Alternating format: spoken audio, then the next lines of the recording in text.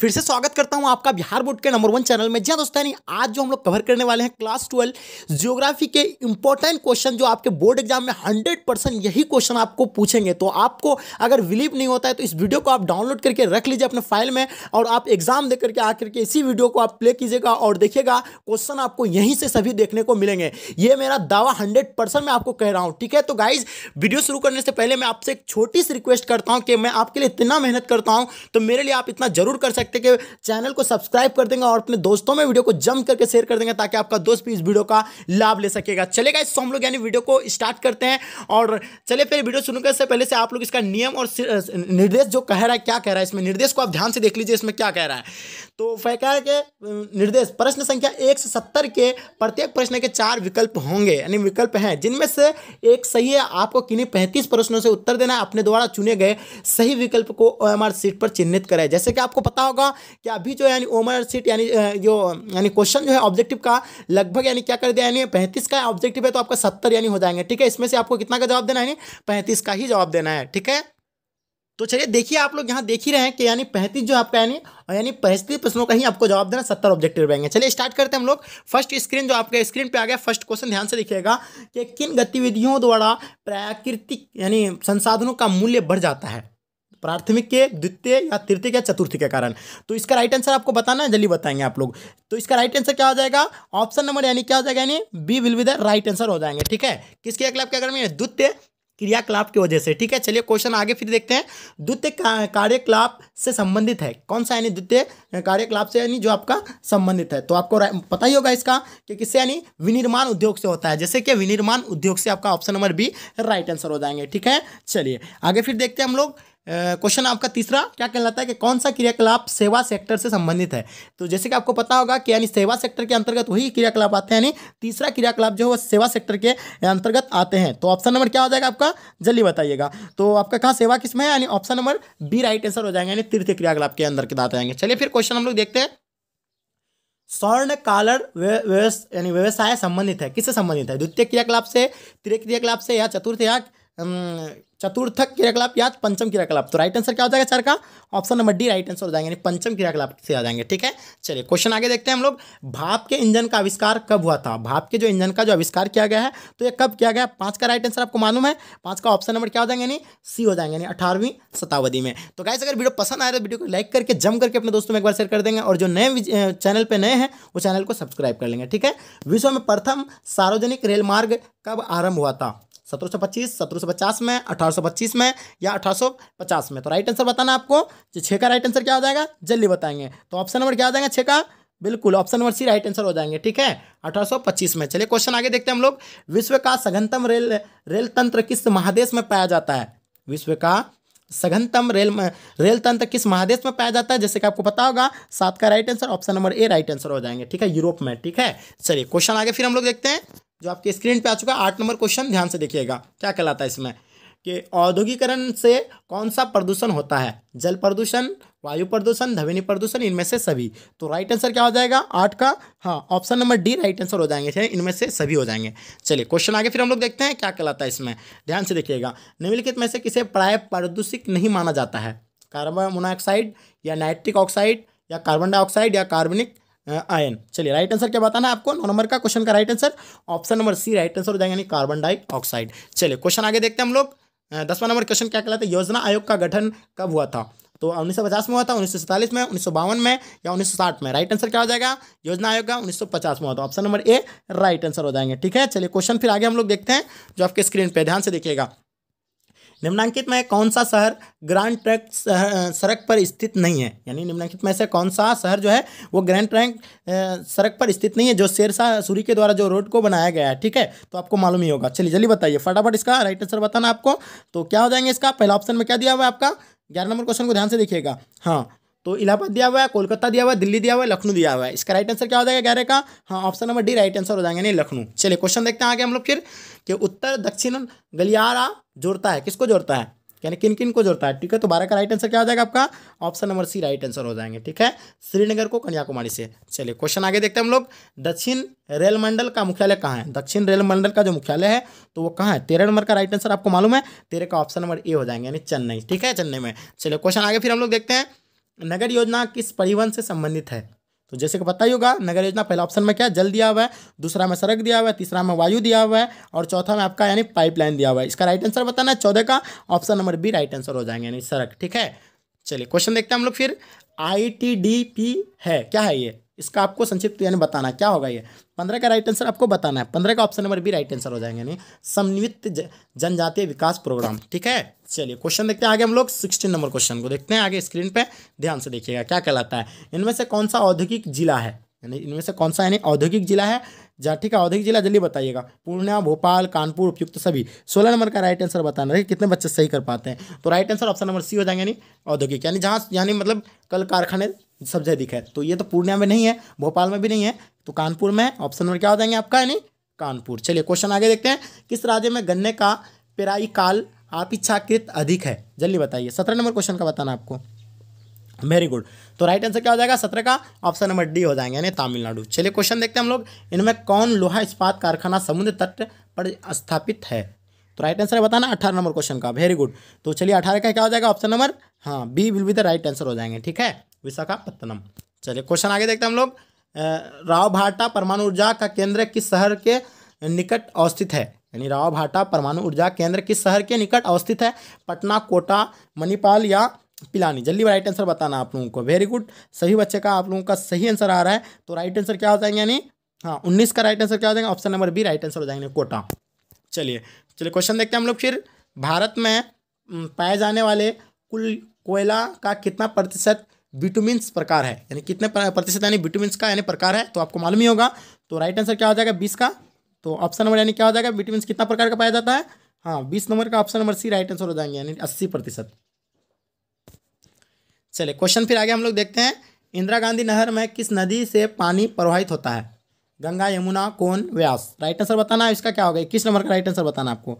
Very good, तो option number D will be the right answer हो जाएंगे। ठीक है, यानी व्यास। चलिए क्वेश्चन आगे देखते हैं हम लोग फिर। भारत में हरित क्रांति का सूत्रपात कब हुआ था। भारत में जो हरित क्रांति का जो सूत्रपात हुआ था तो कब हुआ था, यानी 1967 से 1968, option number C right answer हो जाएंगे। रबी की फसल पैदा होती है कब से, शीत ऋतु में होती है, वर्षा ऋतु में या ग्रीष्म ऋतु या सभी ऋतु में। तो राइट आंसर क्या हो जाएगा, 23 का ऑप्शन नंबर ए हो जाएंगे, यानी शीत ऋतु में होते हैं। चलिए क्वेश्चन देखते हैं। रांची किस राज्य की राजधानी है। रांची आपको मालूम ही होगा, रांची किस राज्य राजधानी है, झारखंड की, ऑप्शन नंबर डी। जितने ही पड़ोसी देश है उसका राज्य राजधानी आपको याद कर लेना है। ठीक है, पड़ोसी राज्य सॉरी। निम्नलिखित में कौन गंगा के मैदान के महत्वपूर्ण मानव अधिवास है।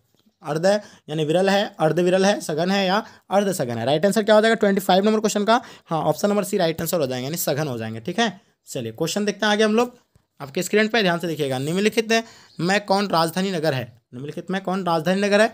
जमशेदपुर भी नहीं है, मथुरा भी नहीं है, मैसूर भी नहीं है, Patna, option number A right answer हो जाएंगे। चलिए क्वेश्चन देखते हैं। निम्नलिखित में कौन एक मानव विकास के स्तंभ या घटक है। समता, सतत पोषणीयता या उत्पादकता या उपयुक्त सभी। राइट आंसर आपको बताना है, जल्दी बताइएगा। तो राइट आंसर क्या हो जाएंगे, वेरी गुड। तो आपका यानी 27 नंबर क्वेश्चन का जो राइट आंसर हो जाएंगे, तो ऑप्शन नंबर क्या हो जाएगा, D will be the right answer है, उपयुक्त सभी हो जाएंगे। क्वेश्चन देखते हैं हम लोग। निम्नलिखित में कौन मानव विकास के मूलभूत क्षेत्र है। तो मानव विकास की जो मूलभूत क्षेत्र कौन कौन सा है, तो 28 का राइट आंसर जो हो जाएंगे, तो ऑप्शन नंबर यानी D will be the right answer हो जाएंगे, यानी उपयुक्त सभी हो जाएंगे। ठीक है, क्वेश्चन देखते हैं आगे हम लोग। भारत के निम्नलिखित राज्यों में से किस एक में स्त्री साक्षरता न्यूनतम है। यानी भारत के निम्नलिखित के राज्य में एक में स्त्री साक्षरता न्यूनतम है। तो इसमें से सबसे साक्षरता जो है न्यूनतम, जो आपको मालूम होगा कि मेरा बिहार जो बहुत पिछड़ा है, तो इसीलिए option number D right answer हो जाएंगे। ठीक है, साक्षरता दर पर।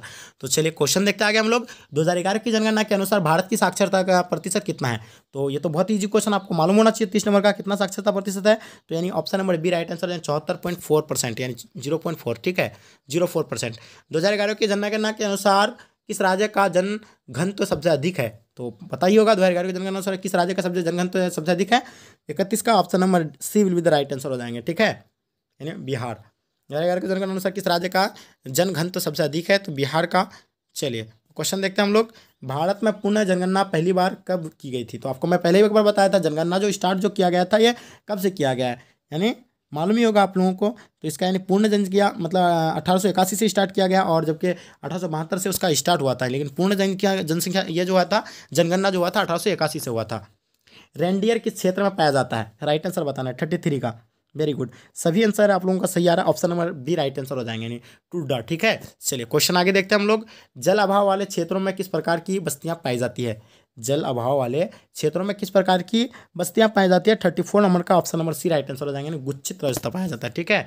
चलिए निम्नलिखित में कौन सांस्कृतिक नगर है, यानी सांस्कृतिक नगर है? निम्नलिखित में कौन सा सांस्कृतिक नगर है? तो जैसे को पता होगा 35 का ऑप्शन नंबर क्या हो जाएंगे? A will be the right answer हो जाएंगे, जेरूसलम, ठीक है।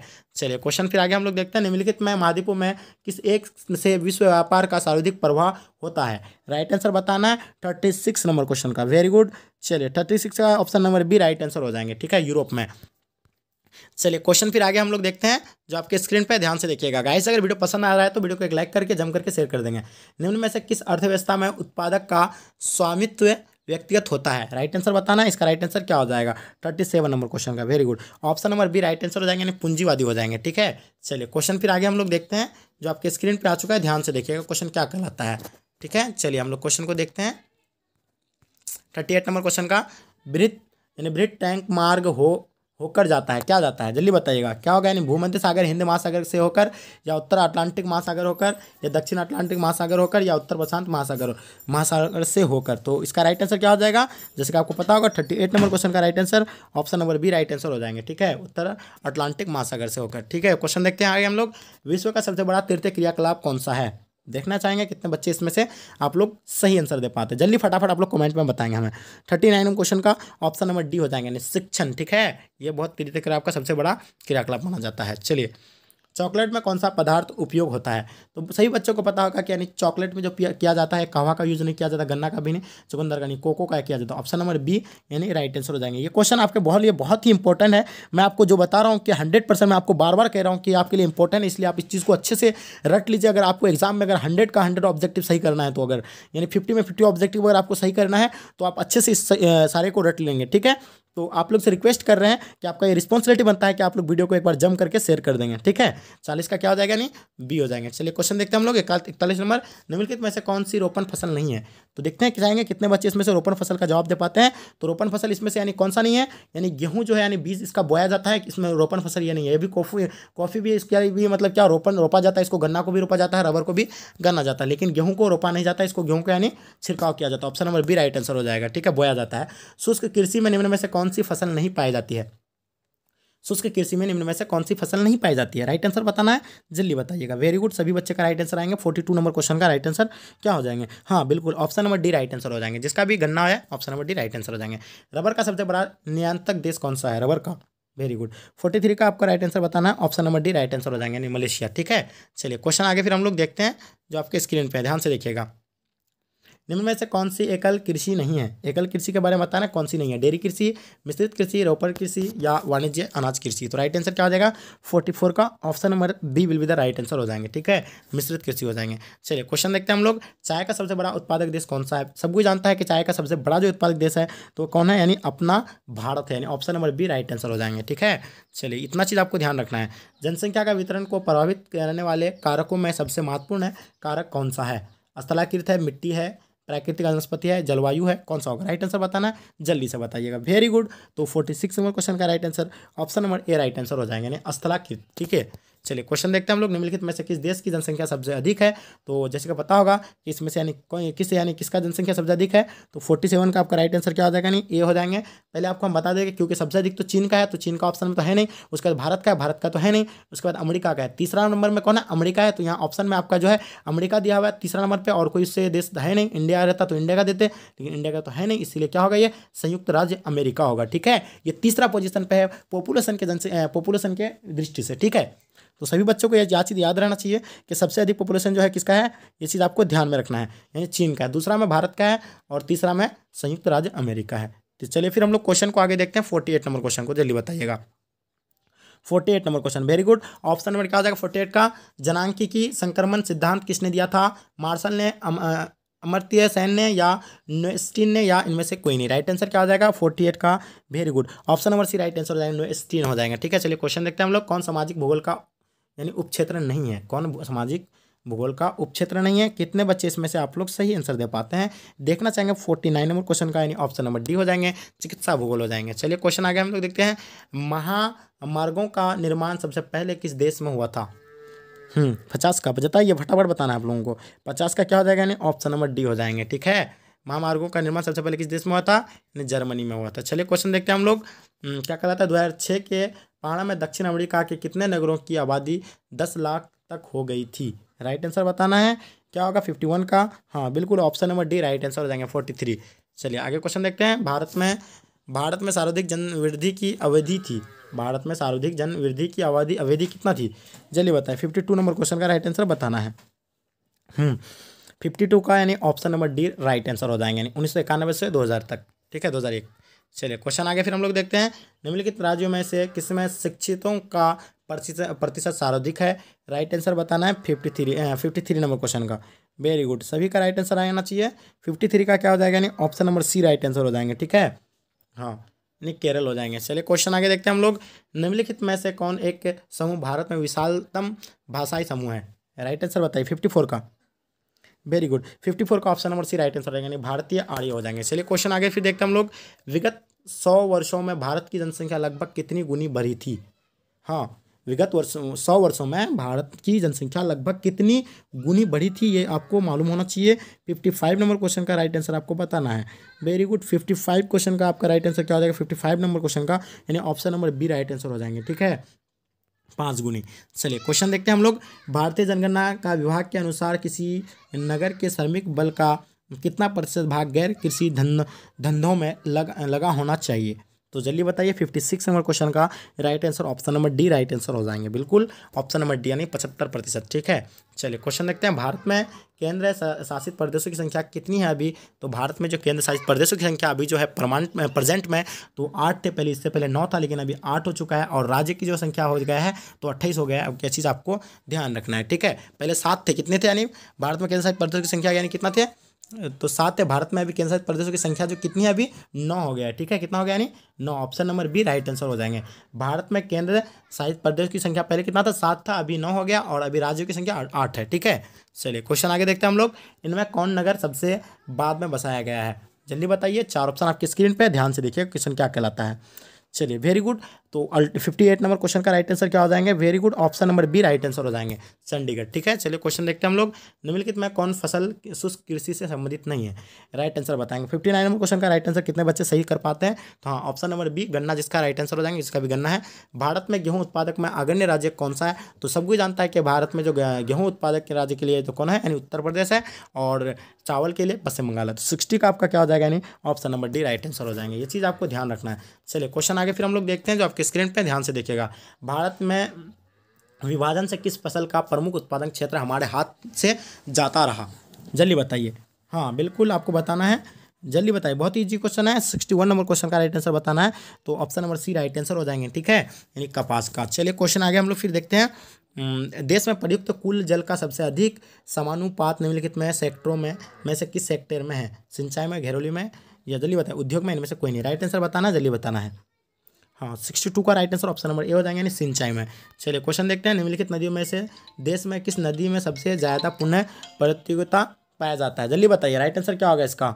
वेरी गुड, हाँ, पुण्य प्रतियोग्य यानी भौम जल संसाधन है। निम्नलिखित नदियों में से देश में किस नदी में सबसे ज़्यादा पूर्ति योग्य भौम जल संसाधन है? तो 63 का राइट आंसर बताना है। 63 का option number B right answer हो जाएंगे, यानी गंगा हो जाएंगे। ठीक है, चलिए क्वेश्चन देखते हैं हम लोग, इनमें कौन खनिज चीनी मिट्टी के बर्तन पर रंग चढ़ाने में काम आता है? मैग्नीज, अभ्रक, लोहा, कोयला। राइट आंसर क्या हो जाएगा? 64 का option number A right answer हो जाएगा, मैग्नीज। चलिए क्वेश्चन देखते हैं हम लोग, अंकलेश्वर क्षेत्र कहाँ है? असम में है, या गुजरात में, राजस्थान में, बिहार में? तो सबको जानता है 65 का आपका राइट आंसर, यानी कहाँ है? गुजरात में है, अंकलेश्वर क्षेत्र। चलिए क्वेश्चन देखते हैं हम लोग, निम्नलिखित राज्यों में से किसमें नरोडा नाभिक ऊर्जा केंद्र स्थापित किया गया है, मतलब अवस्थित में है? जल्दी बताइए, फटाफट बताना है। राइट आंसर क्या हो जाएगा? हाँ, 66 का राइट आंसर जो आपका हो जाएगा, तो क्या हो जाएगा, नहीं जल्दी बताएंगे। 66 का ऑप्शन नंबर ए होना, नहीं उत्तर प्रदेश में। ठीक है, कहाँ है? निम्नलिखित में राज्यों में से किसमें नरोडा नाभिक ऊर्जा केंद्रित अवस्थित है? तो यह है उत्तर प्रदेश में। चलिए क्वेश्चन देखते हैं हम लोग, निम्नलिखित में कौन अधात्विक खनिज के प्रकार हैं? 67 नंबर क्वेश्चन का राइट आंसर बताना है, जल्दी बताना। निम्नलिखित में कौन अधात्विक खनिज का एक प्रकार है, तो राइट आंसर बताना है आपको। तो 67 नंबर का right answer option number B right answer हो जाएंगे, ठीक है, यानी option number B, sorry option number क्या बोला, निम्नलिखित में कौन एक, हाँ चलिए option number B right answer आ जाएगा। फिर क्वेश्चन देखते हैं हम लोग, यानी निम्नलिखित में कौन एक तेल शोधन कारखाना है, जल्दी बताइए, तेल शोधन कारखाना बताना है 68 नंबर क्वेश्चन का।